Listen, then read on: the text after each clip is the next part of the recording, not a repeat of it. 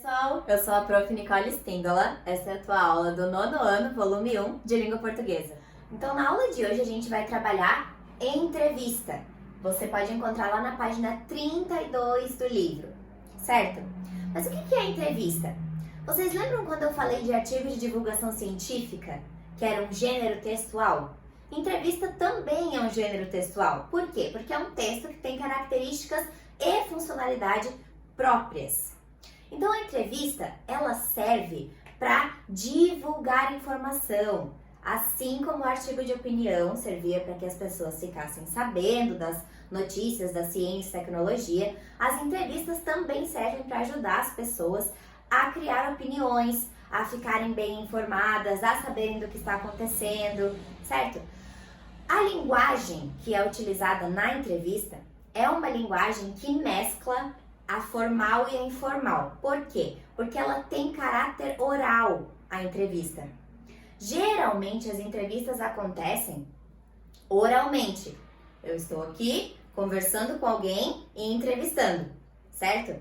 Há também as entrevistas que são feitas de modo escrito. Por exemplo, um jornal quer entrevistar alguém e ele manda um e-mail com as perguntas e a pessoa responde o e-mail com todas as respostas. Isso também é uma entrevista que depois vai ser transcrita, vai ser colocada no jornal, na revista, em um blog, num site, ok? Mas geralmente essa entrevista é oral. Como ela é oral, ela vai ter características da fala, da oralidade. Por exemplo, vocês já devem ter visto em entrevistas que vocês leram que de vez em quando tem uns parênteses escrito risos. Por quê?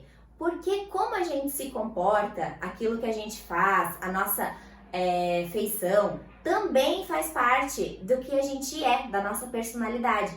Na entrevista, eles têm que tentar colocar isso. Como que a pessoa reagiu quando eu fiz essa pergunta? Como que ela respondeu? Ela deu risada? Certo? Essa entrevista é sempre transcrita de forma muito fidedigna. Ou seja, exatamente do modo que a pessoa respondeu a pergunta. Bom, mas os gêneros textuais têm estruturas. E qual é a estrutura da entrevista? Então, primeiro, você vai ter o título ou a manchete. Geralmente é uma coisa chamativa, que faz com que o leitor queira ler aquela entrevista e que já dê uma ideia de com quem eu vou falar e sobre o que eu vou falar.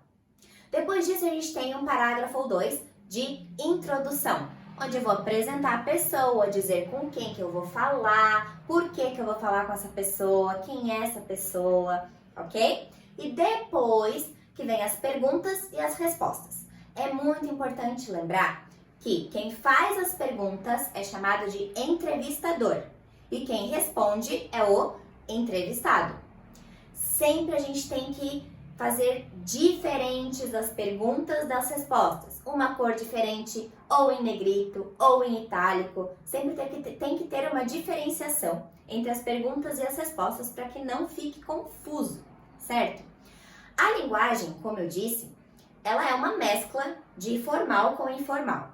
Mas a linguagem formal ainda é a que predomina. Por quê? Porque a pessoa que está respondendo as perguntas tem que fazer e tem que elaborar de uma forma que seja compreensível, certo? Então é uma linguagem mais formal.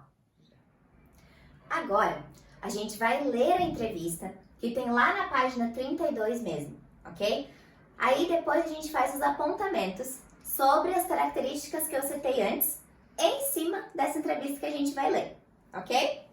Então, não aceite o plano B, diz empreendedor que inspirou A Procura da Felicidade. A Procura da Felicidade vem em aspas, por quê? Porque é o nome do filme, ok? É um filme. Para Chris Gardner, que ficou famoso ao ser interpretado por Will Smith no cinema, você deve mirar seu sonho principal e se manter firme nele. O banheiro de uma estação de metrô de São Francisco. Esse foi o local em que há pouco mais de 35 anos, Chris Gardner dava banho e dormia com seu filho pequeno. Ele olhava para o espelho e se perguntava como tinha parado naquela situação. Sair dali virou seu plano número 1. A chave é que, se eu tinha me colocado naquela situação, eu poderia me tirar dela. Tá em aspas por quê aqui? Porque foi uma coisa que ele disse, é uma citação. Ele conseguiu. Depois de bater em muitas portas, foi contratado em um programa de estágio, tornou-se corretor e acabou abrindo sua própria empresa. De tão impressionante, a história de superação de Gardner virou livro e mais tarde foi parar no cinema. Ele é interpretado por Will Smith no comovente A Procura da Felicidade.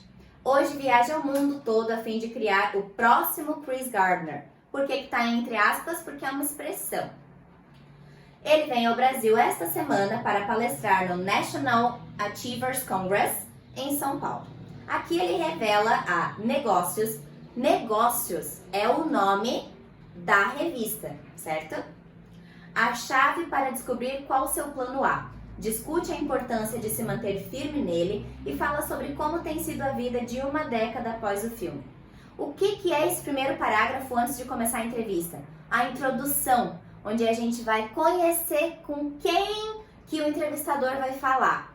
Percebam aqui que ele contou a história do cara, ele contou a história do Chris Gardner, mas não é o Chris Gardner quem está falando, é quem escreveu, certo? Agora, vai começar a entrevista. Olhem a diferenciação entre a pergunta, num preto mais escuro, negrito, e a resposta normal. Dá para saber que uma é pergunta e outra é resposta, que são duas pessoas diferentes, o entrevistador e o entrevistado.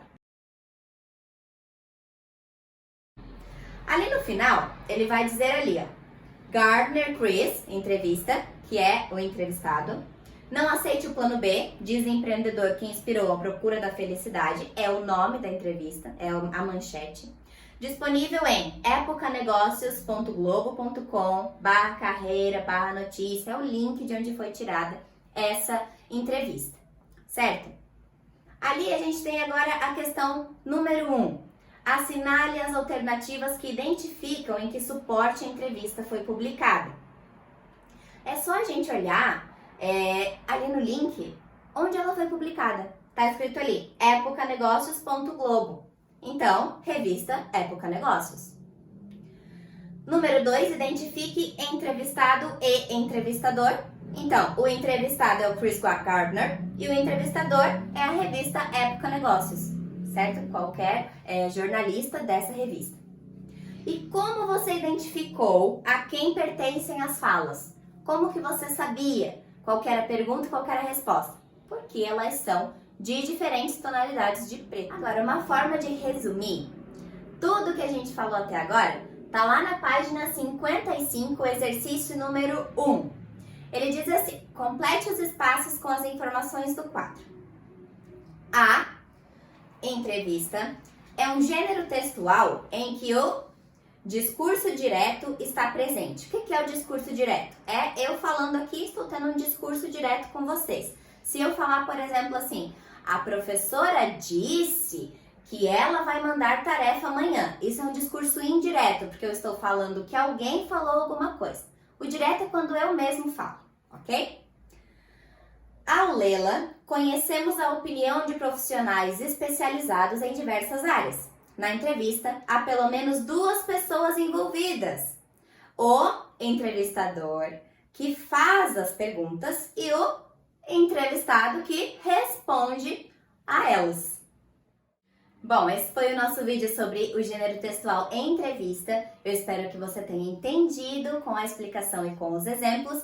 Pra gente ver, pra gente ter certeza que você entendeu, aqui embaixo tem a atividade sobre o gênero textual em entrevista. E daqui a pouco, em outro vídeo, eu volto pra gente corrigir juntos. Um beijo!